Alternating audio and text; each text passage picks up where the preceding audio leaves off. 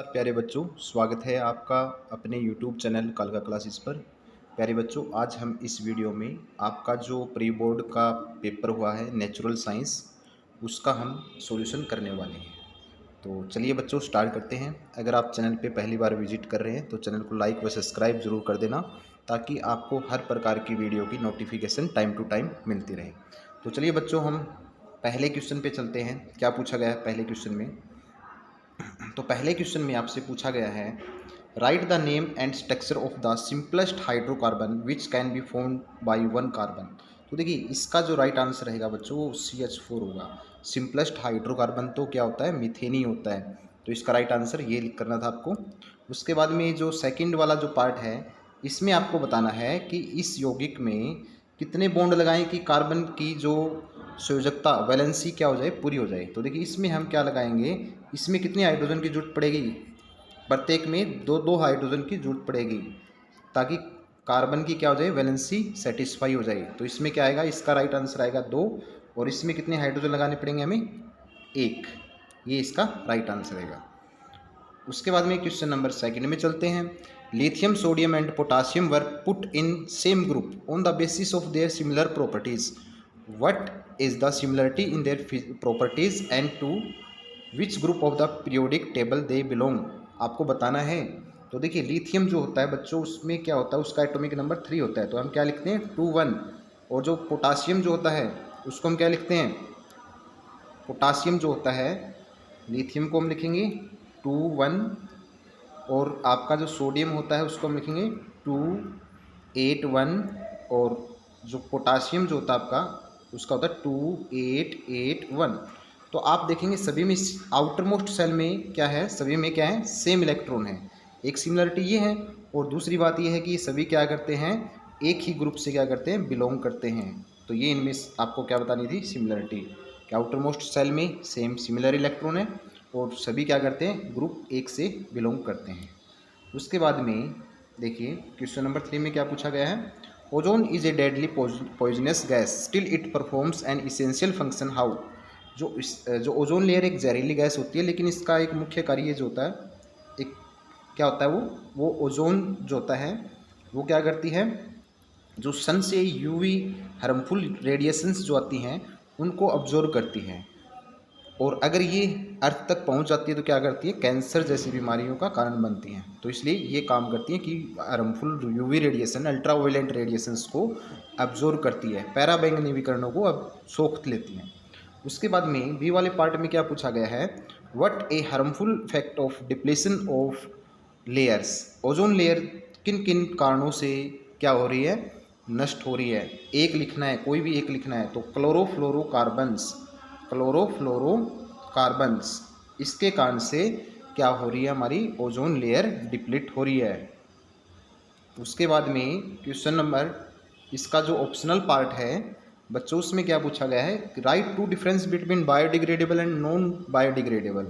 तो दो डिफरेंस लिखने हैं। बायोडिग्रेडेबल, एक तो आप इनकी डेफिनेशन लिख सकते हैं, which is decomposed by micro organism. और नॉन बायोडिग्रेडेबल वो होते हैं विच आर नॉट डिकम्पोज्ड, जो सूक्ष्म जीवों के द्वारा विघटित नहीं होते।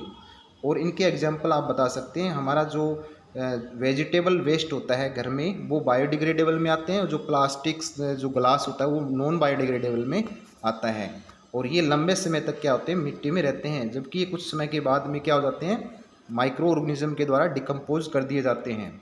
उसके बाद में क्वेश्चन 4 में आपको बताना है कि draw the field lines of magnetic field through and around a current carrying solenoid. Solenoid के चारों ओर जो आपको मैग्नेटिक फील्ड लाइन्स वो बतानी थी। तो वो बच्चों आपको इस प्रकार से, जैसे कि डायग्राम में दे रखा है वैसे आपको शो करनी थी। इस प्रकार से आपको डायग्राम बनाना था, और ये नॉर्थ हो जाता है और ये क्या आता है, साउथ हो जाता है। तो ये आपको बनाना था इसमें। उसके बाद में बच्चों देखिए आगे क्या पूछा गया है, what type of core should be put inside the current carrying solenoid to make an electromagnet and why.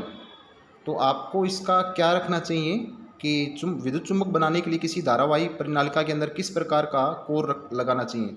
तो सॉफ्ट आयरन इसका राइट आंसर होगा बच्चों। और ऐसा करने से क्या होती है, जो इसकी क्या होती है, एफिशिएंसी बढ़ जाती है, इलेक्ट्रोमैग्नेट की पावर क्या होती है, बढ़ जाती है। तो ये इसका राइट आंसर रहेगा, इसकी स्ट्रेंथ बढ़ जाती है।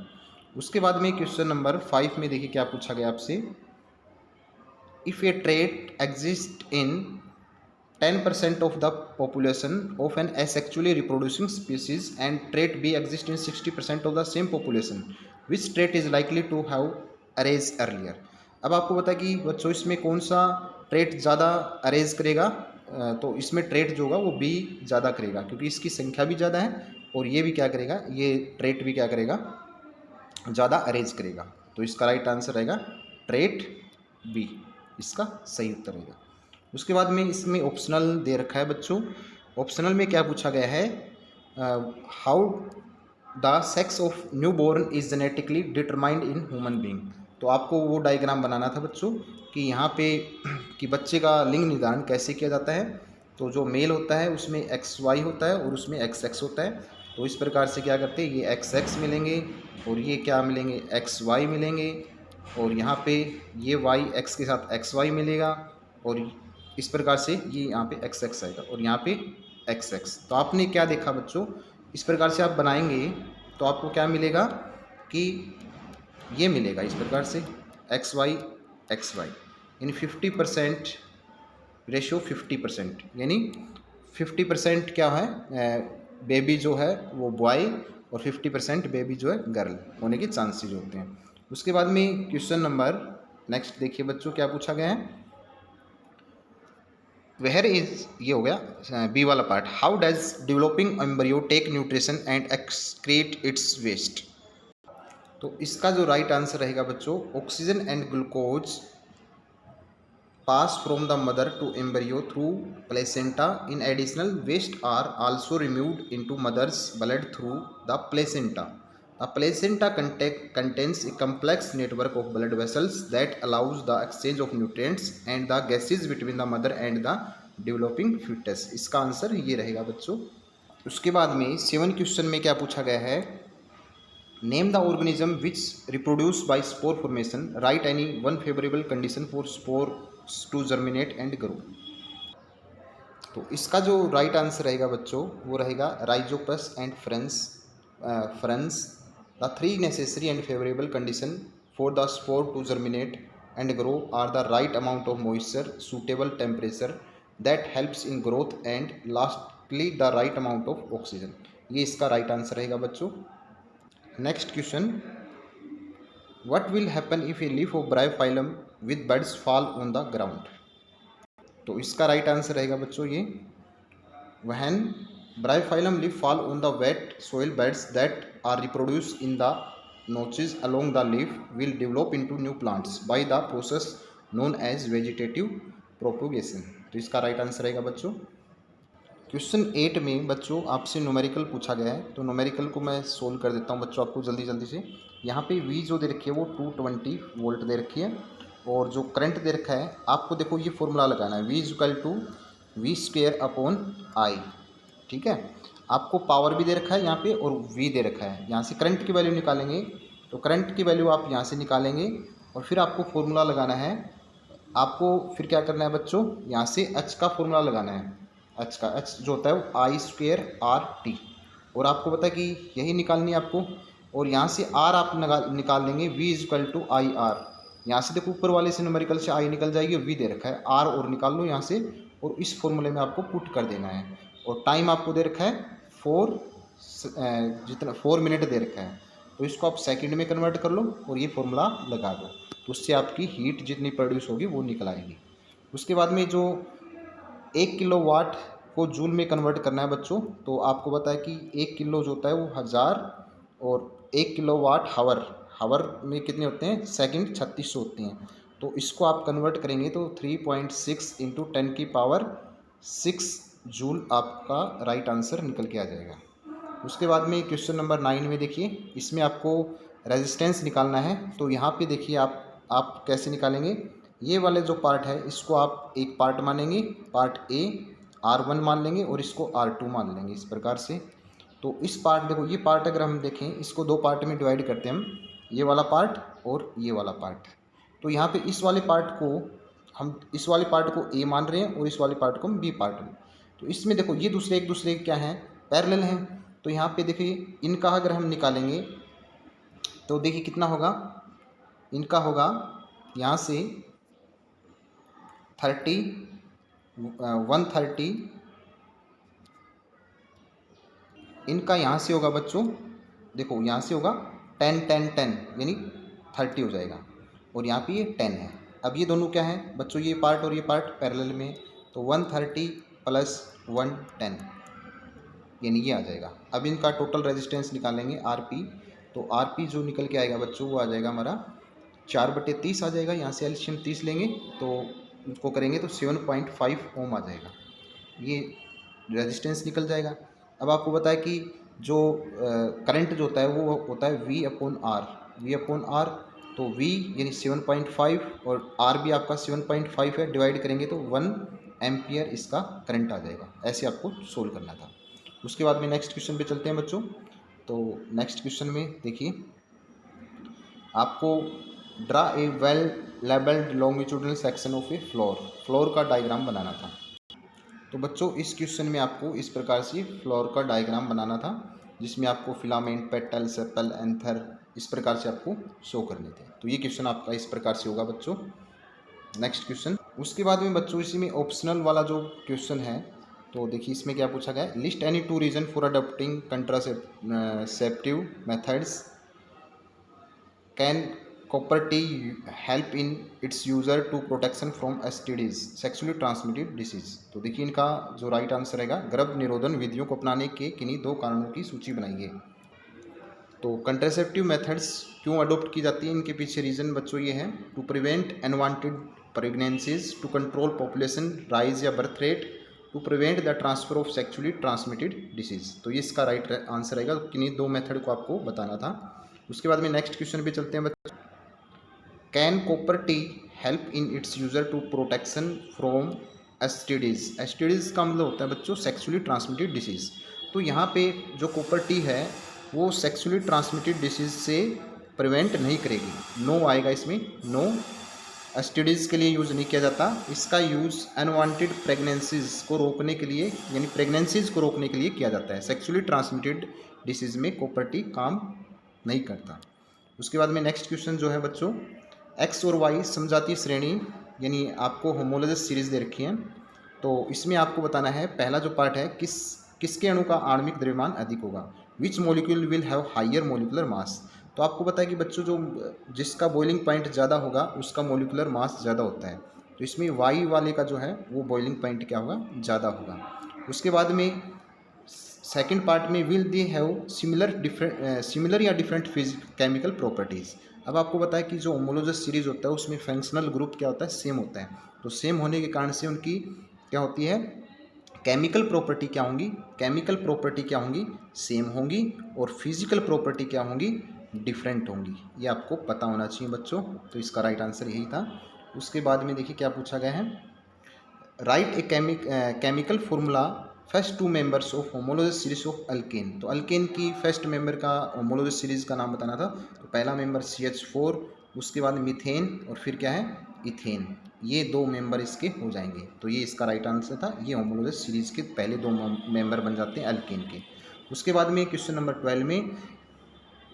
12 में दे रखा है, atomic number of element is 16। ठीक है, 16 दे रखा है। द नंबर ऑफ वैलेंस, आपको पता है कि 16 जो होता है वो बच्चों क्या होता है, सल्फर का होता है। तो 2 8 10 6 16 ऐसे हो गया। अब इसमें नंबर ऑफ वैलेंस इलेक्ट्रॉन कितने हैं बच्चों, 6 हैं। तो ये आपका राइट आंसर हो जाएगा। क्या हो जाएगा इसमें, 2 8 6। तो वैलेंस इलेक्ट्रॉन पूछा है तो 6 बताना है आपका, ये हो जाएगा।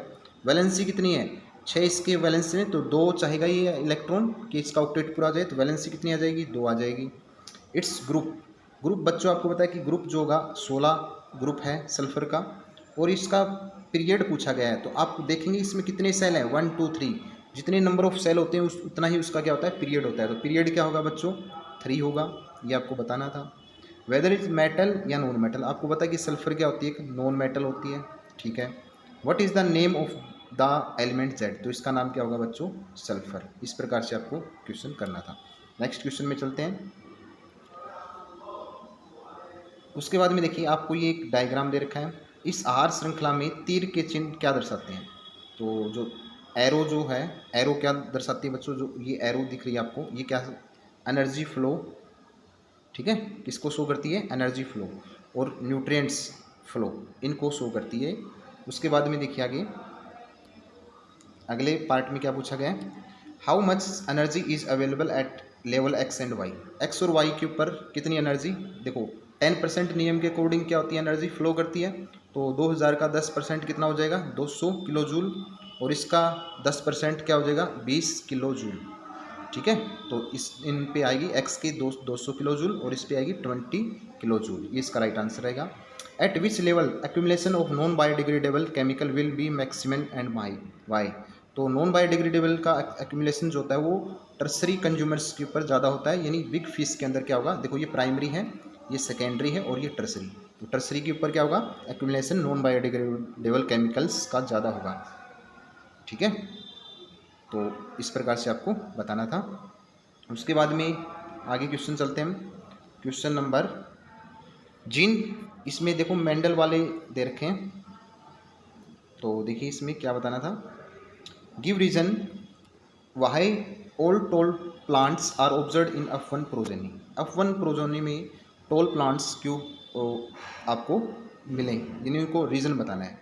तो जो टाल जो है वो क्या था बच्चों? टाल जो करेक्टर था वो क्या था? डोमिनेंट था। इस कारण से सभी प्लांट्स हमें क्या देखने को मिले? टाल देखने को मिले। ये आपको इसका रीज़न बताना था। इसमें सेकंड वाले में क्या पूछा गया? What will be the pattern of gene genotype in F1 generation plant. तो इसका बच्चों राइट आंसर रहेगा the offspring of R Y Y R small Y cross which is called F1 generation where all heterozygous plant with round yellow seeds.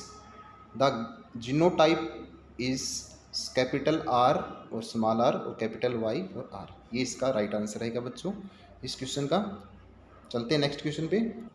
Part C में when F1 plant are self pollinated total 600 plant were produced, write the number of plant according to ratio of phenotype in this generation. तो इस question में बच्चों आपको क्या करना था? आपको एक टेबल बनानी थी। किस प्रकार से? आपको इस प्रकार से एक टेबल बनानी थी बच्चों, जिसमें आपको F1 जनरेशन का क्रॉस करवा के इस प्रकार से आपको मेंशन करना था। तो इस प्रकार से आपको करना था बच्चों। तो नेक्स्ट क्वेश्चन में बच्चों आपको ये आंसर करना था। F1 का सेल्फ पोलिनेशन करवा के आपको F2 बनाना था। उसमें आपको इस प्रकार से ये जीनोटाइप और फिनोटाइप आपको रेशियो लिखना था। तो इस प्रकार से करना था बच्चों। अगला पार्ट इसका। अगला क्वेश्चन चलते हैं हम नेक्स्ट क्वेश्चन पे। क्वेश्चन नंबर 15 में आपको लिखना है बच्चों कि name 2 devices in which electric motor is used. तो 2 डिवाइस आपको बतानी है कि एक तो इलेक्ट्रिक फ़ैन होता है बच्चों, इलेक्ट्रिक फ़ैन का लिख सकते हैं आप, वॉशिंग मशीन का नाम लिख सकते हैं आप। तो आपको 2 डिवाइस पूछी गई, तो किन्हीं 2 डिवाइस को आपके बारे में, उनके बारे में आपको पता होना चाहिए बच्चों। उसके बाद में जो इसका बी पार्ट है, why does the current in the arm BC not contribute to Fleming turning force on the coil. तो आपको ये देखना है इसमें।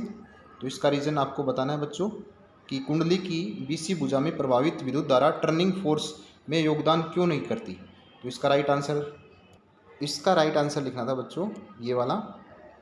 Current in the arm BC travel in the same direction as magnetic field lines. When the direction of magnetic field is parallel to the current, resultant force on the current carrying object is zero.